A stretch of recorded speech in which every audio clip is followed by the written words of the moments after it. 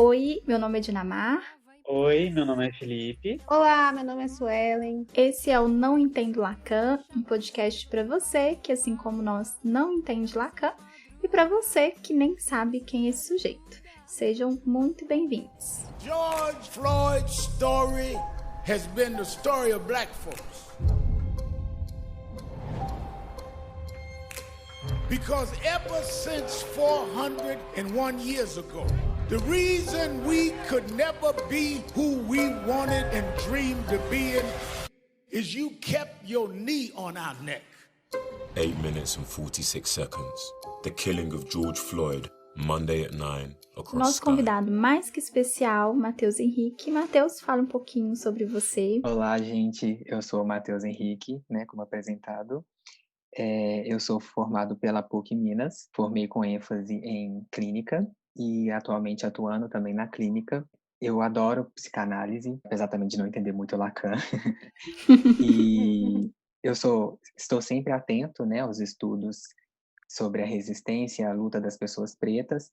E enquanto um LGBT, eu também estou atento às questões LGBTs que têm ocorrido tanto no Brasil quanto no mundo. Bom, segundo reportagem da Folha, feita no dia 31 de dezembro, 6 casos de crianças mortas pela violência no Rio de Janeiro têm alguns pontos em comum.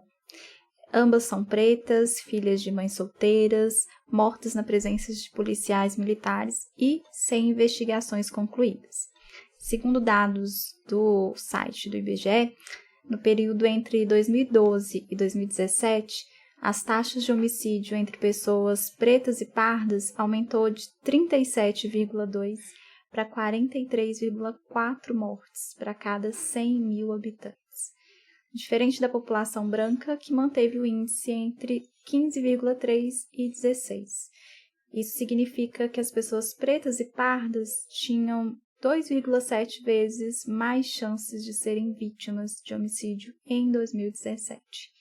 Para a gente iniciar esse assunto, Matheus e Suelen, preto, negro ou moreno? Qual que é a forma correta de falar? Então, essa é uma dúvida muito constante, em relação ao movimento, e eu diria que é uma dúvida e é uma questão que ainda se encontra cindida dentro do próprio movimento, visto que em diversas páginas sobre pretitude que eu sigo, algumas utilizam o termo preto e outras utilizam o termo negro, né?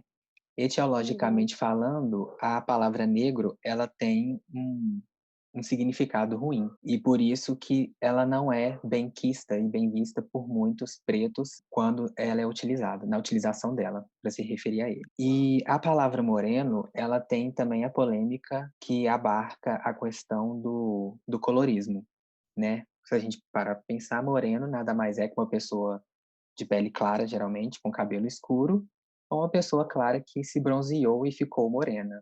Uma pessoa preta, ela não é morena. O que a gente entra aí é na questão do colorismo, sendo que as pessoas de peles mais claras, elas geralmente são lidas socialmente no Brasil enquanto morenas, nessa tentativa de clarear um pouco a pele delas. Exatamente. É interessante, né, Matheus, Dina e Lipe, sobre essa discussão, assim, é que realmente, né, dentro da nossa sociedade, essa discussão ela se faz tão presente por essa tentativa aí pela característica, né, do nosso país de miscigenação, mas que envolve essa tentativa de branqueamento, né, Através das entre a políticas eugênicas. população. Desculpa. Exatamente, exatamente, muito bem lembrado. Então, a gente tem, inclusive, assim, uma reflexão lá na Comissão de Psicologia e Relações Étnico-Raciais do CRP, a gente discute muito sobre isso, assim, sobre o quanto que, no Brasil, a branquitude ela não discute sobre raça, né? E é como se não fossem racializados, né? Inclusive, esse termo branquitude, ele começa a ser discutido porque é nessa tentativa de apresentar as pessoas não negras a discussão da racialização, né?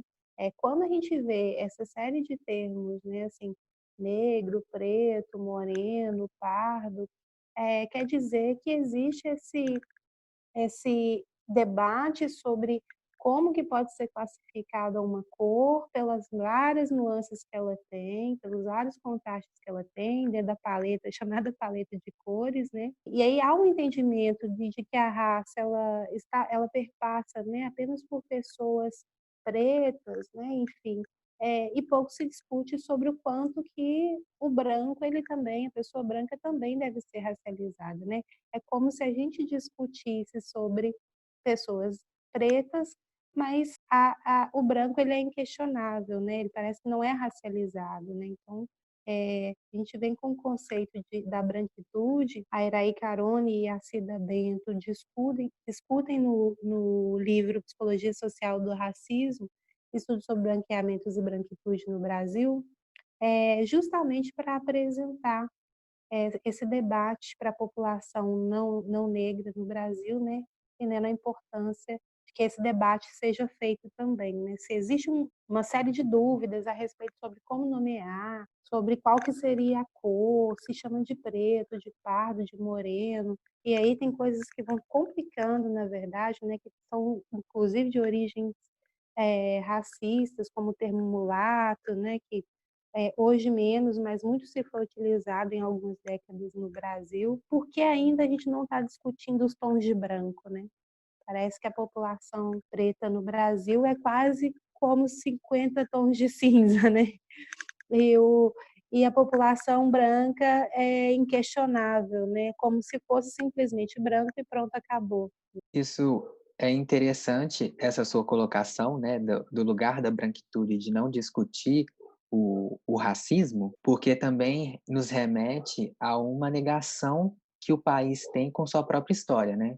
Nós temos aí a negação Exato. do impacto que a escravatura teve, a gente tem até negação da própria ditadura militar, entre todos os tantos fatos que ocorreram no país e que as pessoas tentam, de alguma forma, dialetizá-los ou ignorá-los ou não falar sobre, né? Exato. E quando você também traz a questão de como se referir à pessoa, seja ela preta, parda, morena ou negra, é importante também a gente, no final do dia, perceber que aquele sujeito tem um nome, né? A gente não Exatamente. precisa se referir a ele diante da cor dele, e sim se referir a ele a partir do nome. Se a gente não sabe o nome, a gente pode falar aquela pessoa ali, né? Não necessariamente precisamos apontar a característica da cor para nomeá-la. Uhum, exatamente. Matheus, você falando isso, a gente vai se remetendo, né, a muitos vícios, inclusive, de linguagem que estão introjetados aí na nossa língua, né, no nosso Sim. português, na nossa socialização, e a gente sabe o quanto que as palavras, elas são importantíssimas para o processo de subjetivação de nós, enquanto pessoas, né? George Floyd's story has been the story of black folk. O que é um processo de subjetivação, né? É basicamente o processo de tornar-se sujeito. Então, todos os atravessamentos que existem na vida desse sujeito, né? A forma dele falar, a forma dele se vestir, o local onde que ele mora, a religião que ele tem, né? O local onde que ele estuda, as pessoas que ele conhece, tudo isso são atravessamentos que fazem parte do processo de subjetivação de cada sujeito, né? É o ato de produzir subjetividade. Exatamente. Sou obrigada pelo espaço, desculpe a Não, é interrupção. importante, né, para a gente conseguir destrinchar mesmo, né? E é isso, assim, nesse nosso processo de subjetivação, de começar a se tornar sujeito no mundo, né? Enfim, a linguagem ela tem um papel importantíssimo e fundamental, né? Então a gente vê a utilização da linguagem, né, na nossa sociedade, em que estão introjetadas muitas palavras e frases e compreensões de cunho racista, né? Por exemplo, o Matheus estava falando dessa coisa de se recorrer à pessoa enquanto nome dessa pessoa, né? Enfim, é muito comum a gente ver algumas pessoas falando, por exemplo, quer elogiar, e aí, nossa, que negra linda, né? Assim, então uma negra na, Uhum. na TV ou em qualquer outro espaço, lugar, e nossa, que negra linda. É, é importante a gente começar a problematizar quando esses termos eles surgem, né? A gente não vê comumente as pessoas falando, nossa, que branca linda, né? Então, por que se destaca-se uma Uhum. beleza a partir da cor quando se vê uma pessoa negra, né? Então, assim, algo de se E até pegando um problematizar. gancho nisso que você Sim. acabou de falar, Suelen, eu acho que é interessante também quando a gente pega o âmbito midiático, de perceber que muitas vezes as pessoas que são consideradas negras bonitas ou negros Uhum. bonitos, elas atendem a um certo estereótipo Uhum. que é comumente advindo dessa cultura Exato. eurocêntrica, né, que é colocada Uhum. dentro do país.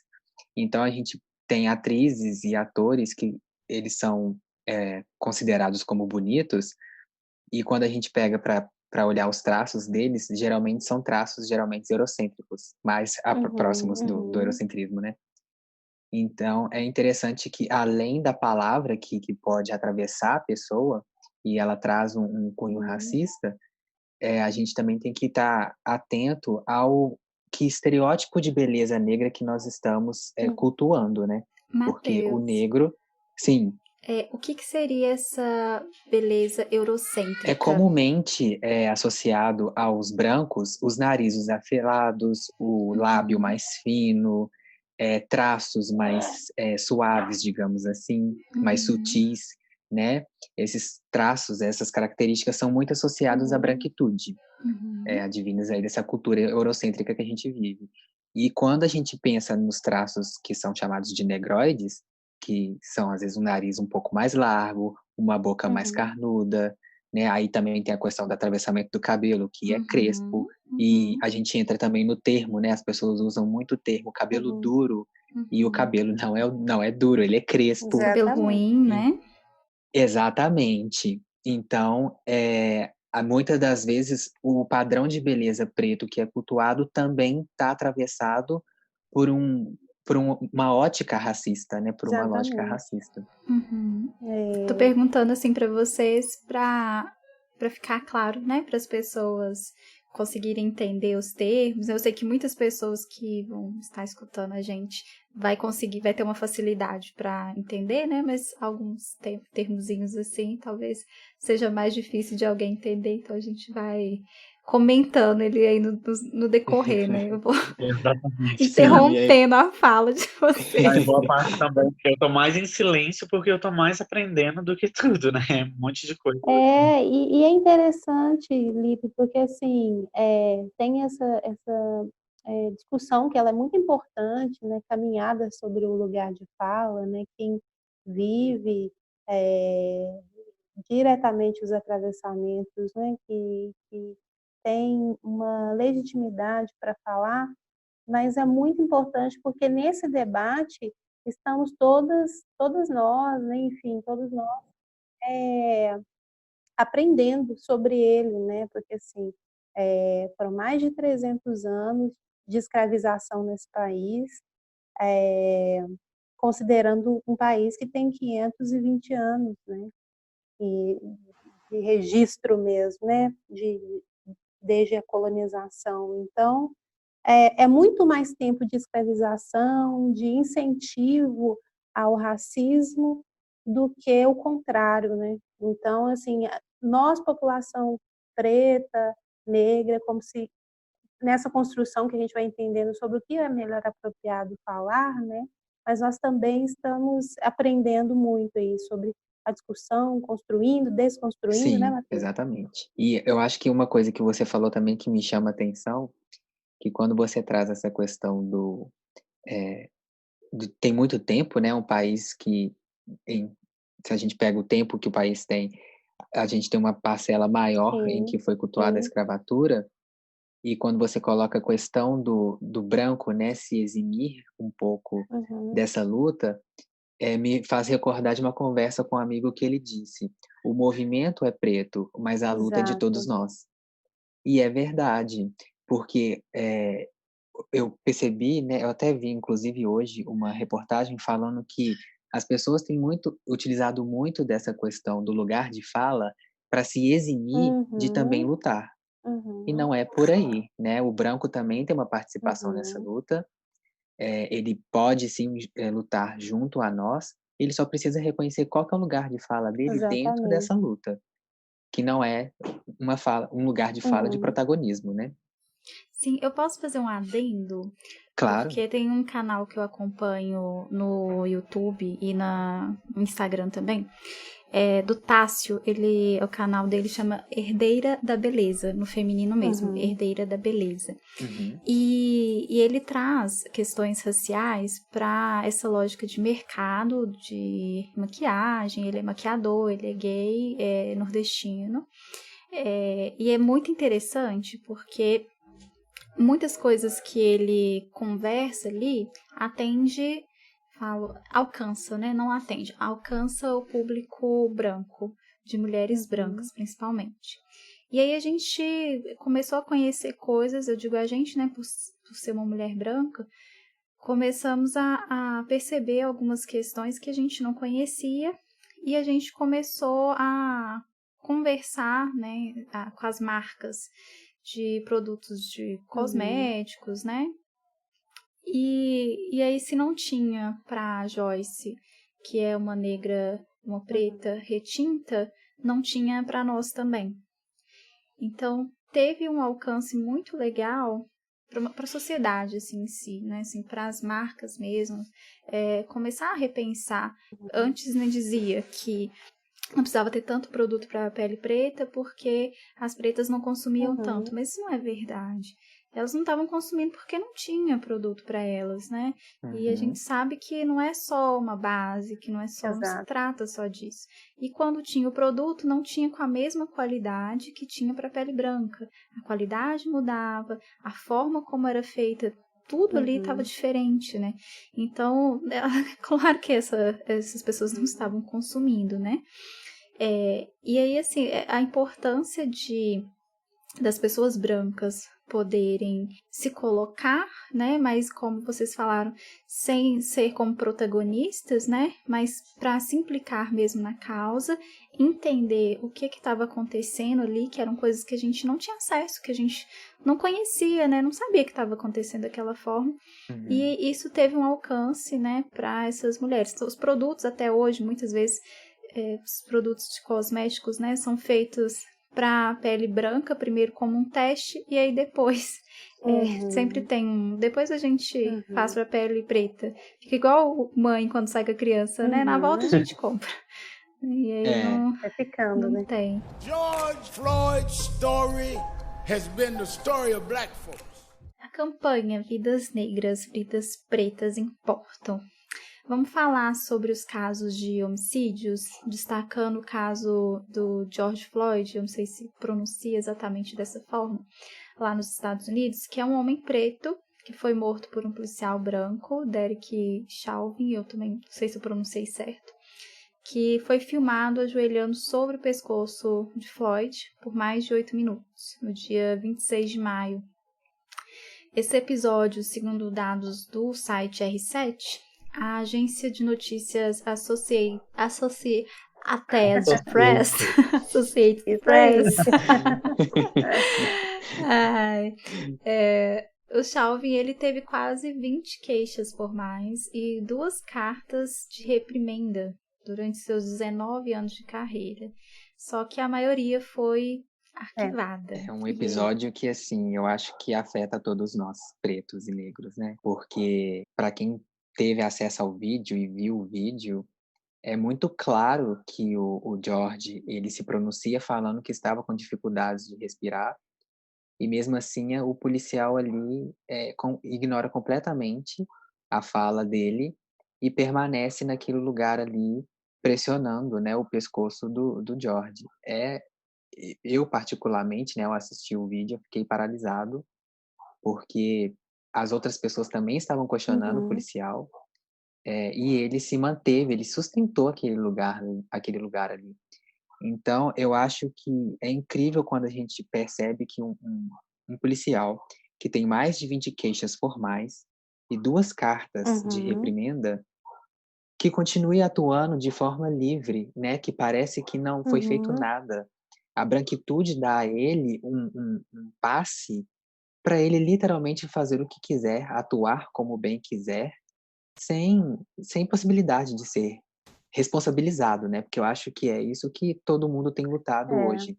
É responsabilizar ele pelo ato dele. Ele é. assassinou uma pessoa. Matheus, e sobre essa Uhum. questão da responsabilização, tem um peso sobre quais as medidas vão sendo tomadas em relação a casos como esses, né? Esse é um caso que ocorreu nos Estados Unidos. Aqui no Brasil, a gente tem notícias rotineiramente sobre a segurança, né, entre aspas, a segurança pública que mata, né, pessoas pretas, enfim.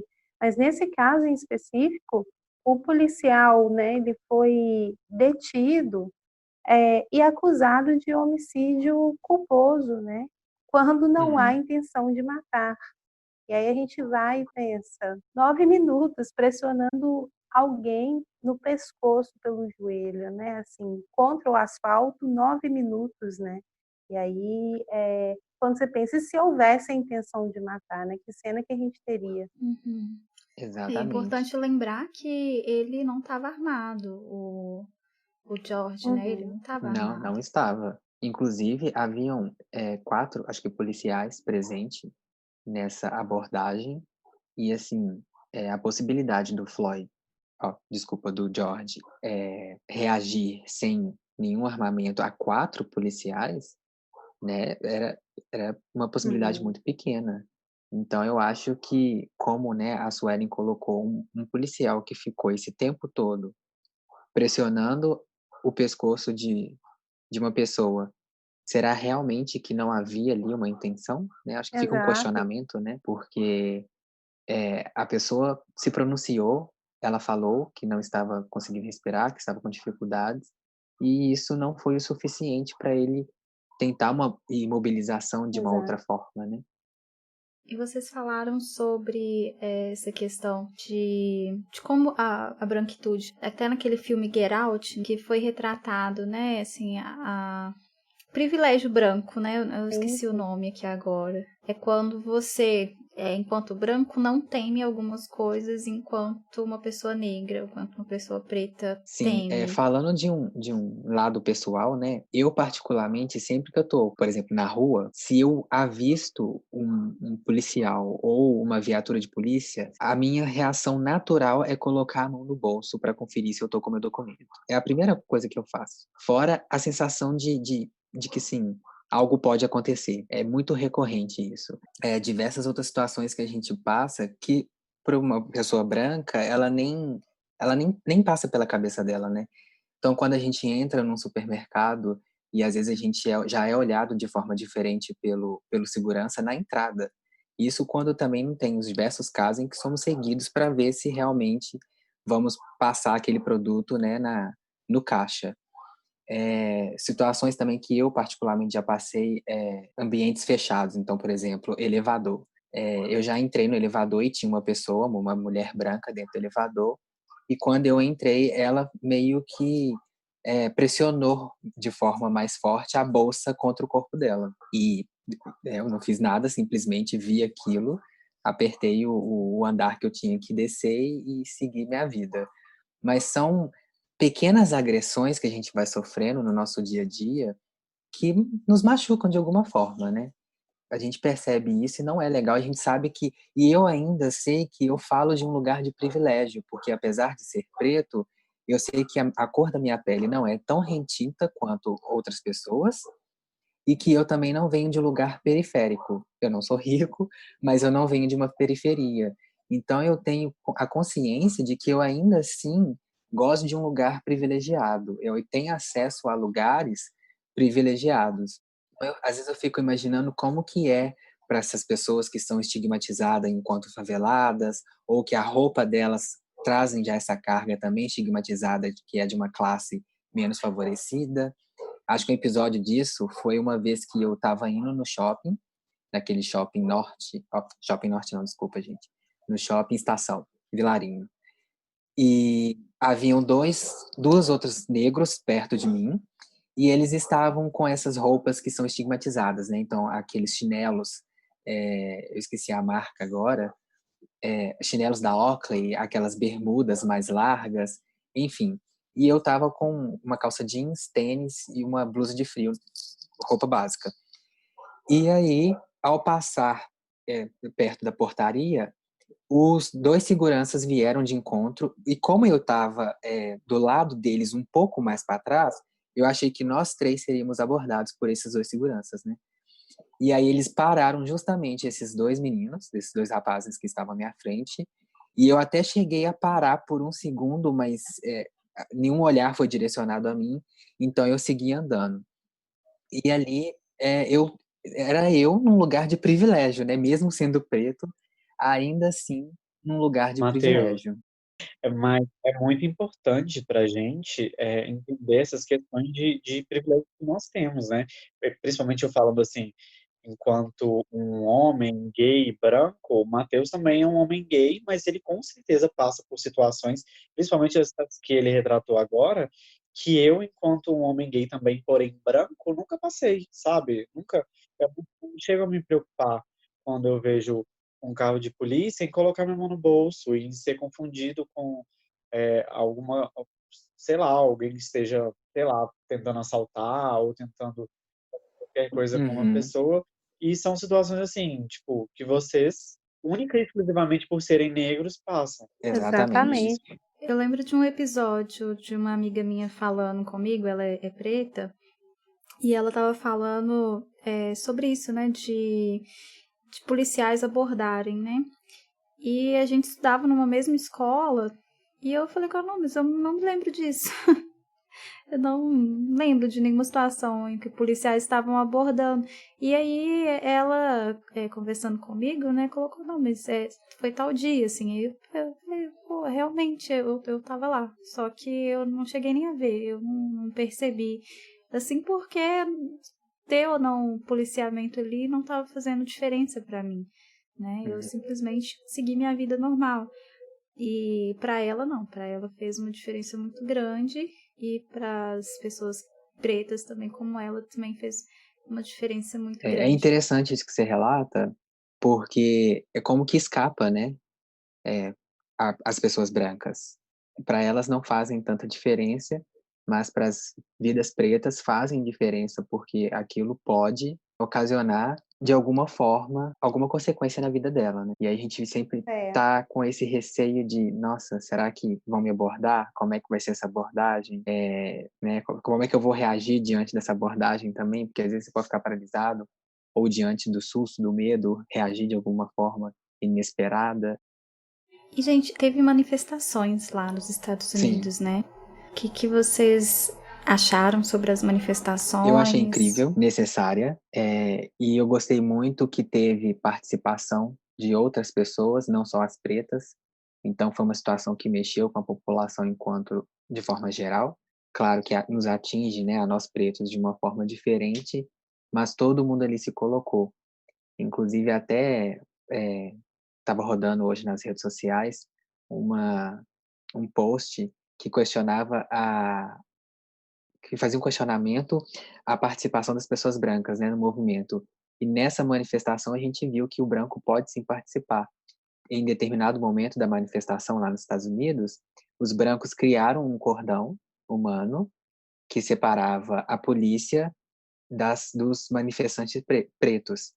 Eu acho que isso é reafirmando para a gente que as vidas pretas valem menos, né, para esses policiais. A ponto de que as pessoas brancas ali presentes, elas fizeram esse cordão como uma forma de impedir que as outras pessoas fossem atacadas.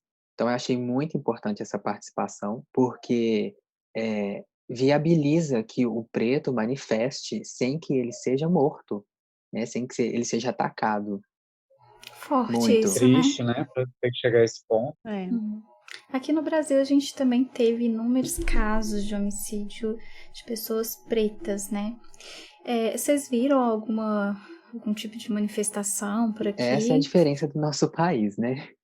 Como eu acho que eu falei anteriormente, como a gente tem um país que nega a sua história, o negro ele não é ouvido, as pessoas pretas não são ouvidas.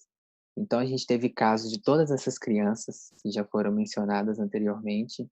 O caso mais recente, que particularmente me atingiu muito, porque era uma criança que estava dentro de casa, ou seja, nem isso mais pode proporcionar uma segurança para as pessoas pretas que principalmente vivem em áreas periféricas, né? E não houve manifestação. Houve manifestação da população preta de indignação, eu vi uma movimentação também nas redes sociais de alguns artistas e algumas pessoas públicas, influencers e tudo mais que se manifestaram, mas enquanto justiça fica nisso, a gente não vê resultados, né?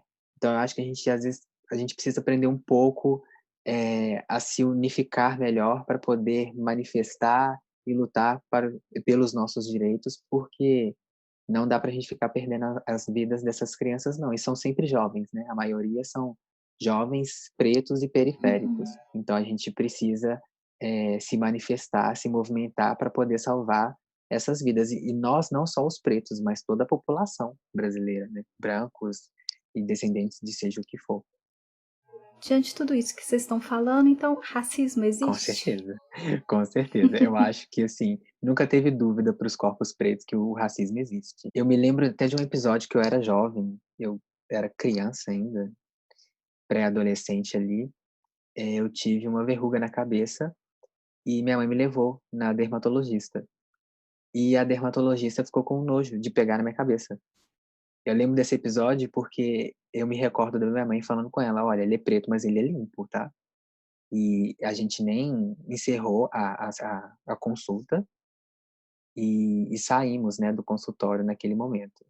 Então, assim, uma pessoa branca acho que dificilmente passaria por esse tipo de situação. E desde pequeno, nossos corpos já são atravessados por essas manifestações de racismo que muitas vezes não são reconhecidas pelo emissor do ato e, infelizmente, muitas vezes também é dialetizado pelas pessoas brancas. Eu não vou me recordar agora a autora, eu vou ficar devendo para vocês isso, mas tem uma autora que ela discute sobre o pacto narcísico da branquitude, onde as pessoas brancas, elas sempre vão se levantar para defender os seus colegas brancos. Até mesmo sendo essa defesa para dialetizar um ato de preconceito ou um ato de racismo, mas eles vão estar ali do lado. Agora, quando é para se manifestar para denúncia, eles se calam. As pessoas brancas costumam se isentar nesse momento. E eu acho que é isso que causa indignação, né? Porque ali é o momento dela de também se manifestar, né? De também repudiar aquele ato, mas não é reconhecido. Racismo entre pessoas pretas. Racismo vindo de uma pessoa preta. Existe? Eu acho que é possível, sim, a reprodução do racismo vindo de pessoas pretas. Eu acho que são pessoas que estão alienadas, pessoas que eu diria que até estão em um determinado nível de negação, né? Porque o fato delas reproduzirem não as exime de serem vítimas do racismo, né? Pessoa preta, ela nunca vai estar no mesmo lugar que uma pessoa branca. Então, essa pessoa preta que reproduz termos racistas ou atos racistas, ela ainda vai estar reproduzindo de um lugar de vítima, né? De um lugar de quem sofre a ação também. Então, eu acho que o que falta a essa pessoa é acesso à informação, à crítica, a autores, né? Eu acho que também de pessoas pretas que possam envolvê-la ali e mostrar as suas vivências para elas, porque eu acho que não estarmos envoltos de pessoas pretas também pode nos tornar alienados ali naquela branquitude. Então, é importante também a gente estar num círculo em que nós nos enxergamos, né, em que nós nos identificamos até mesmo num ponto um pouco narcísico, mas que haja essa identificação narcísica para a gente poder dividir as nossas vivências, né? E como reconhecer enquanto negro? Existe isso? Porque a gente falou das diferenças de pessoas pretas, né, de traços negroides, traços mais eurocêntricos, mas como que a pessoa ela pode se reconhecer enquanto preta? Porque também ela pode não se reconhecer enquanto preta, principalmente as pessoas mais esbranquiçadas. Aí é a grande polêmica do colorismo, né? é um tema que ele vem sendo discutido e apresentado, mas ele ainda é mais recente, eu diria. Então, as pessoas acabam, a gente tem que ter em mente que o Brasil é um país que teve uma política de eugenia, né? Então, já teve o intuito de branquear a população. Então, muitas dessas pessoas que são mais claras, é mais cômodo para elas se definirem enquanto brancas, porque elas têm esse passe, do que enquanto pretas. Porque no Brasil, não é bom ser preto, né? O preto morre, o preto não é bonito, o preto não é desejado. Então, se eu tenho essa possibilidade de me aproximar da branquitude, eu diria que essa pessoa com certeza vai se recorrer para esse lado e não assumir que ela é uma pessoa branca de uma pele mais clara. Desculpa, uma pessoa preta de pele mais clara. Matheus, só aproveitando aí as informações que você está trazendo, né, para quem quiser procurar também, você citou sobre os pactos narcísicos, né, do racismo, presente na branquitude, né? Quem quiser procurar, são as próprias Cida Bento e Iraí Carone quem discorrem sobre essa tese, né? As mesmas autoras da psicologia social do racismo, né? E aí, aproveitando sobre isso que você está dizendo, primeiro, né, assim, há um processo, né, de negação da raça, né, no nosso país, né, entendendo que existe a miscigenação, né, todos temos cores nesse colorismo, né, cada um tem um tom, né, é o que às vezes é utilizado para acentuar ainda mais o racismo, né, sobre a ideia de que somos todos iguais, né, quando na verdade, biologicamente, né, somos, porém nós somos seres sociais, né, e a raça ela diz disso, né, e aí nós somos diferentes, não tem problema, né, nesse quesito, mas nessa discussão das pessoas ou reproduzirem o racismo ou negarem a nossa cor, né, que assim, é muito comum às vezes quando a pessoa tem a melanina um pouco menos acentuada, né, assim, é preto mais claro, como dizem, né, Moreninha, né? isso, as pessoas começam a dizer, mas você não é tão preta, você é moreninha, você não é tão preta, né. Então, assim, há uma tentativa de tirar a marca, né, a raça mesmo, a nossa história, da nossa constituição enquanto pessoa, né. E aí, a gente tem uma teórica muito importante nesse debate, que é a Neuza Souza Santos. Ela escreve um livro chamado Tornar-se Negro. É aquela analogia, né, que se faz com o Tornar-se Pessoa, né, por exemplo, do Carl Rogers. Tem outros Tornar-se também, Tornar-se Mulher, da Simone.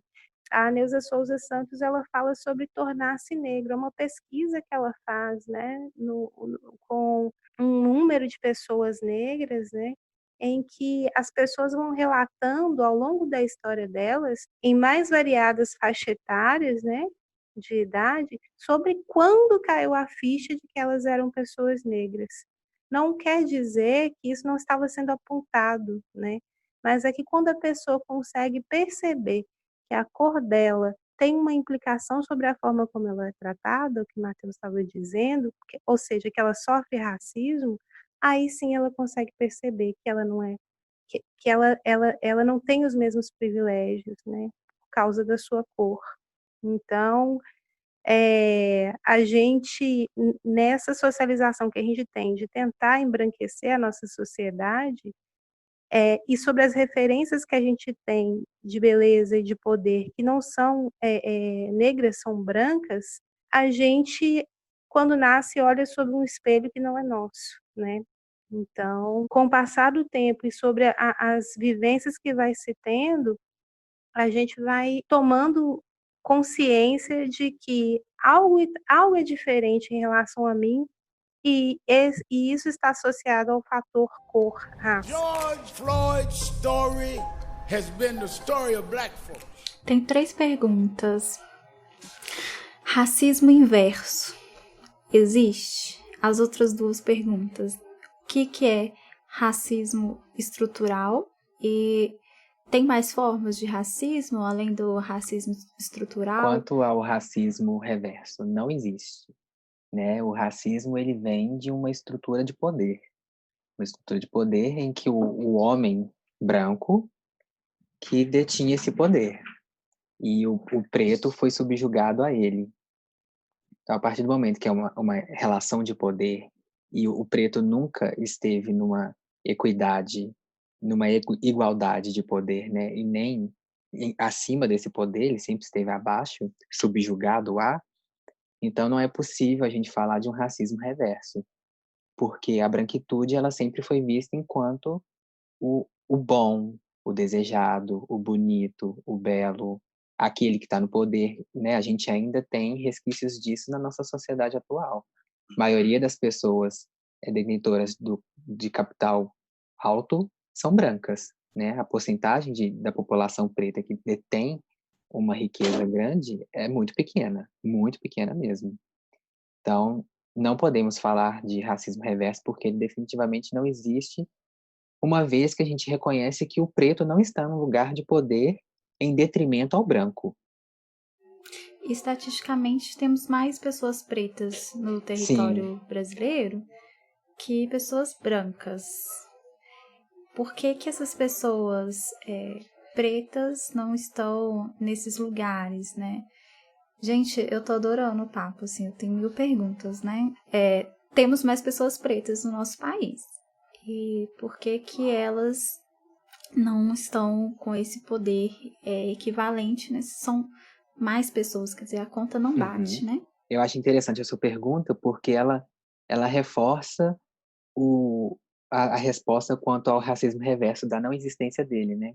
A gente tem uma população predominantemente preta no país e ainda assim a estrutura de poder que se mantém é o branco no poder. Nessas pessoas pretas, a gente dificilmente vê elas em lugares de poder, em cargos de poder. Então, isso também a gente reflete na própria mídia do país, né? Nós temos aí, por exemplo, a Maju, que recentemente, né, já tem um tempo, que ela entra para o jornalismo brasileiro, e antes dela, nós só tínhamos a Glória Maria, enquanto uma referência de uma negra, uma pessoa preta, no jornalismo sendo vista, né? Porque podem ter várias. Uma grande mídia, né? Exatamente, numa grande mídia. Podem ter outras aí que estejam por detrás da câmera, mas à frente da câmera mesmo, na época era só a Glória Maria. Essa tem uma relação com o que a Dina pergunta, né? Do racismo estrutural, Uhum. né? Quando a gente fala de racismo estrutural, é realmente aquela conversa que a gente estava já desenhando no início do podcast, né?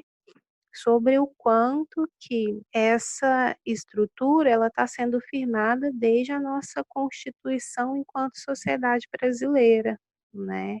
E aí todas essas discrepâncias de números, né?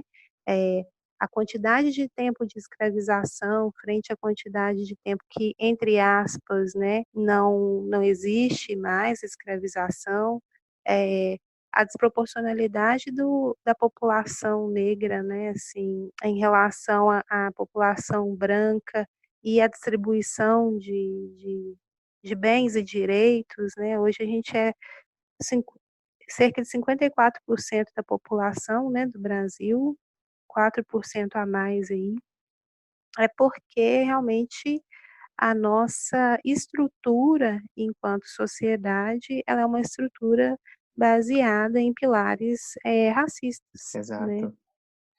E qual que é a diferença entre o racismo estrutural para o racismo institucional? O racismo estrutural, ele é utilizado, né, para falar de base estruturante mesmo, né.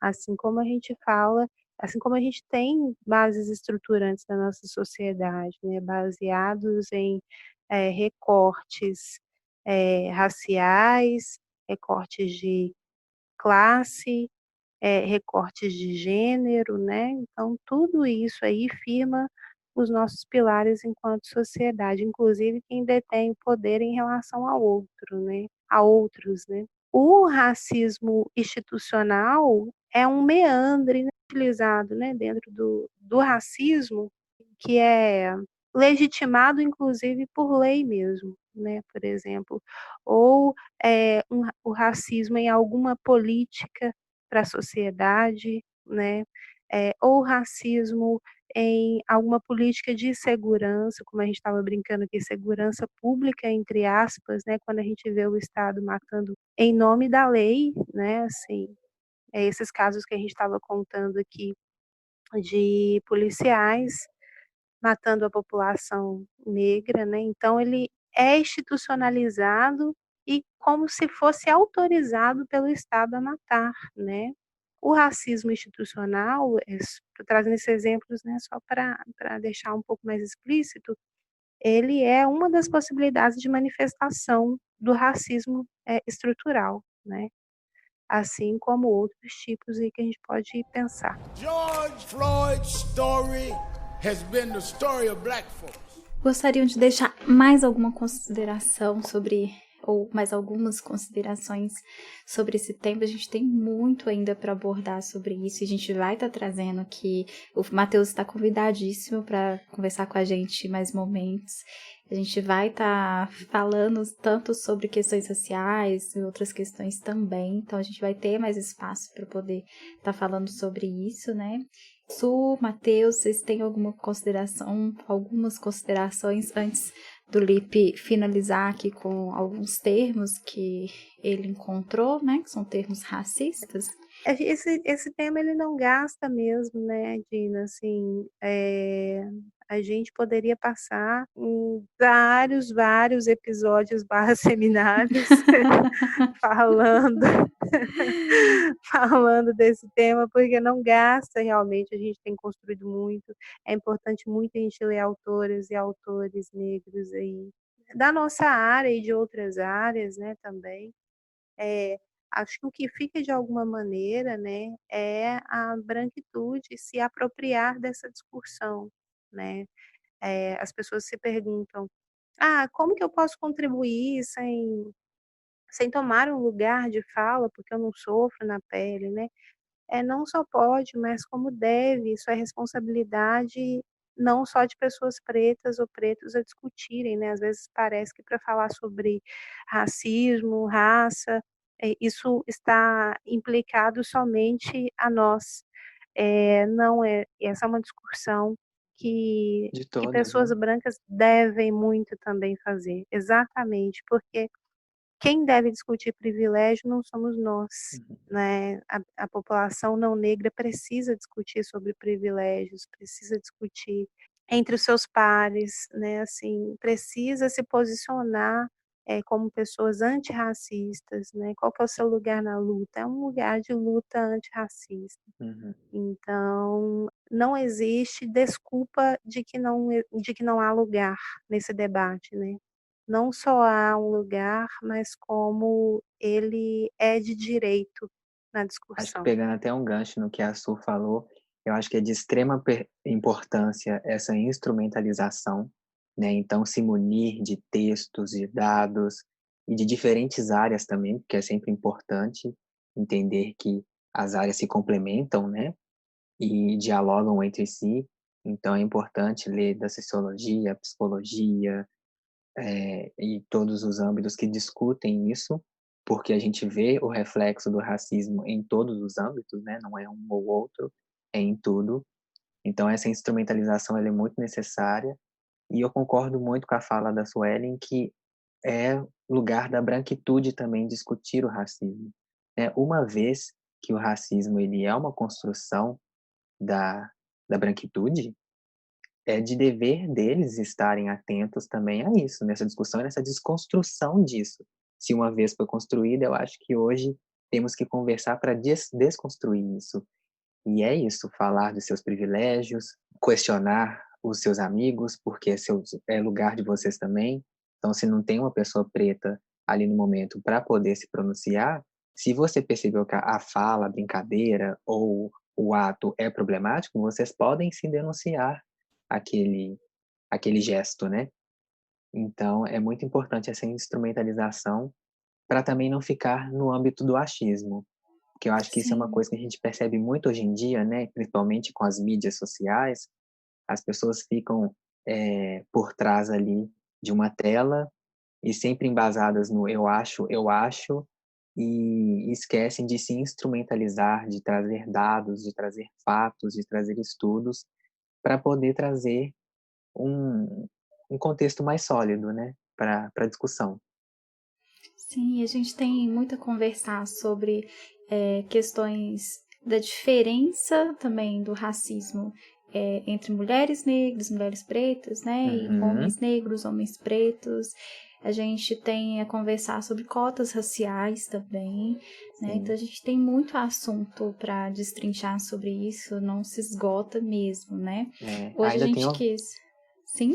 eu só ia pontuar que ainda tem um atravessamento, né, da identidade de gênero e sexualidade, que Ah, também é um sim. recorte sobre isso. Aham. E até mesmo o local que a pessoa se encontra, né? Assim, se ela tá no Nordeste do país, se ela tá no Sul do Uhum, país, também a gente tem diferenças aí, né? De como essas pessoas são tratadas. exato. Hoje a gente quis abordar mais sobre a questão dos homicídios, né? E que tem uma diferença entre pessoas brancas e pessoas pretas, né? Que as pessoas que morrem, né? Na sua maioria são pretas. Que a gente conseguiu dialogar bem, assim, né? Conversar, trazer essa um pouco dessa resposta e acho que até mais Exatamente. questionamentos do que respostas, né? De por que que essas pessoas morrem mais, né? Por que que essas pessoas não estão nesse local de poder tanto quanto pessoas brancas, né? Acho que é um assunto que a gente não pode tratar como vitimização, né? A gente escuta muito isso, né? Que a pessoa Uhum, está se vitimando e isso vem até de pessoas pretas, né? Que se colocam, eu não sofri tal coisa, né? Então, não é um assunto individual, é um assunto coletivo, né? Se você não sofreu alguma coisa, não significa que a coletividade não sofreu, né? E é um assunto tão extenso, mas tão extenso que, assim, a gente também não pode cair na falha de dialogar na Constituição mesmo do país, sobre o quesito raça, né, cor, sem como se a gente tivesse só esses 2 polos, né, pessoas brancas e pessoas negras, né. A gente tem que discutir muito as questões, de etnia também, né, enfim, a população indígena no Brasil, é uma tem tem outras realidades que de ainda muito mais silenciamento, uhum. invisibilidade, massacre, né, também, Perda de direitos, né? execuções, perda de direitos. Então, assim, tudo isso trazem implicações para a saúde mental, desenvolvimento humano, né, Sim. dentro da nossa sociedade aqui, né, falando de forma mais local, quesito Brasil aí. Então, enfim, né, acho que a gente só tem a trocar e aprender mais sobre Eu essas acho que é uma coisas. constante construção, né? Manter em mente que, apesar Exato. de já se ter muito estudo, já se saber de muito, ainda tem muito a se aprender, há muito a se discutir, entender mais essas interseccionalidades que perpassam essas questões. Então, é uma constante construção. Como a Dina comentou antes, nós achamos, na verdade, nós procuramos algumas coisas por conta do seguinte: a nossa língua mesmo utiliza de muitos termos racistas que às vezes nós nem sabemos ou entendemos. E aí, dito isso, a gente achou interessante trazer alguns desses termos aqui, que foram até tema de uma postagem do Quebrando o Tabu, que nós deixaremos na descrição desse episódio também, tá? Boçal é um dos termos, porque faz uma referência ao escravo recém-chegado da África ao Brasil, que ele não sabia falar a língua portuguesa. Ou alternativas que a gente pode utilizar sem ser essas alternativas racistas. No caso, você pode utilizar ignorante, rude, grosseiro, no lugar de boçal. Tem também criado mudo. Esse eu fiquei surpreso quando eu li. De verdade, eu não sabia, assim como bastante coisa que a gente conversou hoje, os meninos ensinaram muita coisa pra gente. Era o escravizado que ficava em pé ao lado da Uhum. cama, a noite toda em silêncio. Normalmente, ele segurava água e objetos para servir os seus senhores. Por isso vem o termo Uhum. criado mudo.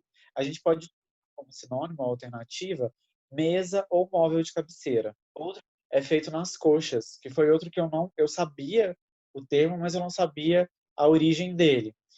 As telhas nas casas antigamente elas eram moldadas nas coxas dos escravos. E como eles tinham corpos diferentes, as telhas não ficavam no mesmo formato.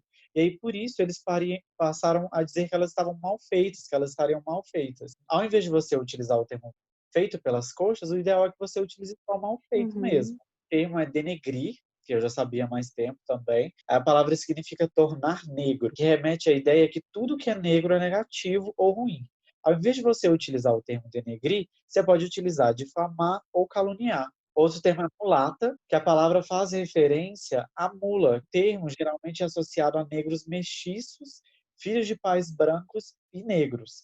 No lugar disso, você pode utilizar negro de pele clara. Eu nem sei se é um termo que deveria ser utilizado. O que vocês acham, gente? Matheus e Suelen. Eu penso que, inclusive, essa discussão que a gente traz sobre o nosso sobre a pergunta inicial, né, do podcast, ela vem justamente para tentar elucidar melhor esses termos que, por vezes, eles são duvidosos, né, por exemplo, porque que ainda fica essa coisa de se falar é preto, é negro, ou enfim, né, o pardo. A gente vê na nossa história muitas tentativas de tentarem definir quem é essa pessoa, que ela não é branca e ela não é preta Retinta. retinta, né, com a melanina mais acentuada, Uhum. exatamente. Aí essas coisas, né, como você estava falando, Felipe, mulato, porque aí é essa união, né, enfim. Depois negro de pele mais clara, né. Eu penso que todas essas conceituações, como elas são discutidas sob diversas óticas, né, como a gente está dizendo, o debate ele é muito novo, a gente tem mais tempo de escravização do que o contrário, né. Ele foi subnotificado, né, na verdade, porque a gente não pode dizer que a escravização ela acabou, né, totalmente, quando foi assinada a lei, né, mas eu penso que enquanto posicionamento político, inclusive, né, posicionamento de vida, a gente pode entender o que melhor traduz a nossa consciência de raça, né. Eu particularmente gosto de usar o termo ou negra ou preta mesmo, sabe, assim, inclusive para fortalecer o movimento, entendeu. Eu sei que a minha tonalidade de pele ela é diferente de outras tonalidades, o Matheus estava até falando sobre isso, que inclusive vai implicar sobre a forma como eu sou vista em sociedade, como eu sou vista no mundo, né, e inclusive de como eu vou sofrer racismo em relação às outras pessoas, né. É importante a gente assumir uma posição mesmo, né, e a minha posição é afirmar a minha negritude, entenderam? Então assim, ou você é mais moreninha, ou você é mais clara, ou você é negra de pele clara. Eu entendo que enquanto posição de vida e fortalecimento da discussão e de movimentos, inclusive, né, sociais que estão lutando aí pela visibilização, eu me afirmar enquanto mulher negra contribui numa força, assim, num lugar político mesmo. Pessoal, o post do pessoal do Quebrando o Tabu, ficou pessoal, né? Tem mais termos, então é interessante para todo mundo entrar depois no link que a gente vai deixar aqui na descrição, procurar saber sobre esses termos, as origens, os sinônimos que podem ser utilizados no lugar deles. Matheus, conta pra gente como que as pessoas podem entrar em contato com Então, podem você. entrar em contato pelo meu WhatsApp, desculpa, pelo meu Instagram, Quer minha passar o página. número, hein, Matheus? Quer passar o número. Então, vamos lá. Vocês podem entrar em contato comigo pelo meu Instagram, o arroba é Matt Henry, Matt com 2 T's, e o Henry seria Henrie. Matheus, a gente quer agradecer muito a sua Gente, eu participação. que agradeço o convite, foi um prazer estar aqui, dialogar com vocês, e eu acho que aqui também foi um lugar de construção, e só salientando que eu partilho do que ela falou, enquanto posição política, eu acho importante me afirmar enquanto homem preto, mas no final do dia, eu acho que se queremos nos referir a alguém, a gente sempre tem a opção de perguntar o nome da pessoa, né? Procurar saber o nome da pessoa, para se referir a ela através do seu nome, não da característica da cor de sua pele. No mais, eu quero agradecer a vocês por esse convite maravilhoso e por essa oportunidade de estar aqui construindo e conversando isso com vocês. E espero novos convites e oportunidades futuras, né? Já está convidado. Pois aguarde. Pessoal, para dúvidas, sugestões e reclamações cordiais, enviem um e-mail para pode questionar, eu vou soletrar, é PODCASTION de nariz, AR, @nãoentendolacan.com.br. Não entendo Lacan sem acento, tá? E nos sigam também nas nossas redes sociais, que é @nãoentendolacan no Twitter e no Instagram, também sem acento. Gente, muito obrigada pela participação de todos vocês e nos vemos em breve com mais temas no nosso podcast. Obrigada. Um abraço. Obrigado, Obrigada. Quem puder, fique em casa. Beijo.